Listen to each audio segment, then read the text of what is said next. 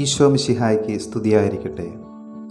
എല്ലാ കാലത്തെയും എല്ലാ മനുഷ്യരുടെയും എല്ലാ പാപികളുടെയും എന്നത്തെയും ഇരയായിരുന്നു യേശുക്രിസ്തു.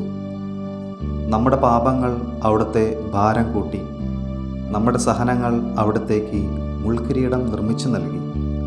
അവിടുത്തെ സൃഷ്ടികളൊന്നുപോലും അവിടുത്തെ പോലെ സഹിക്കേണ്ടി വന്നിട്ടില്ല. എന്നാൽ അവിടുന്ന് എനിക്ക് വേണ്ടി സഹിച്ചു.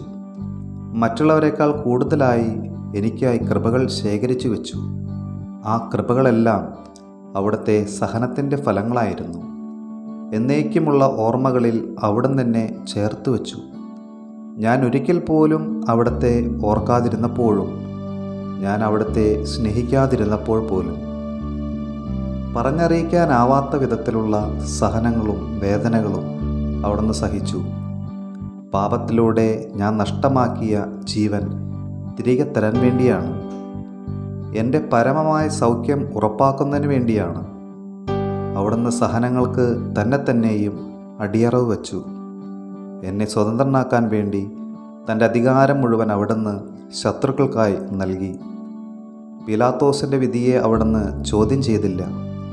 അവരുടെ കൈകളിൽ നിന്ന് മുക്തനാകാൻ വേണ്ടി അത്ഭുതങ്ങൾ പ്രവർത്തിച്ചതുമില്ല. ജീവിതം മുഴുവൻ അവിടുന്ന് ക്രൂശിക്കപ്പെട്ടു. അവിടുത്തെ ശരീരം കുത്തിത്തുളയ്ക്കപ്പെട്ടു. അവൻ സ്വന്തം രക്തത്താൽ ജ്ഞാനസ്നാനം ചെയ്തു.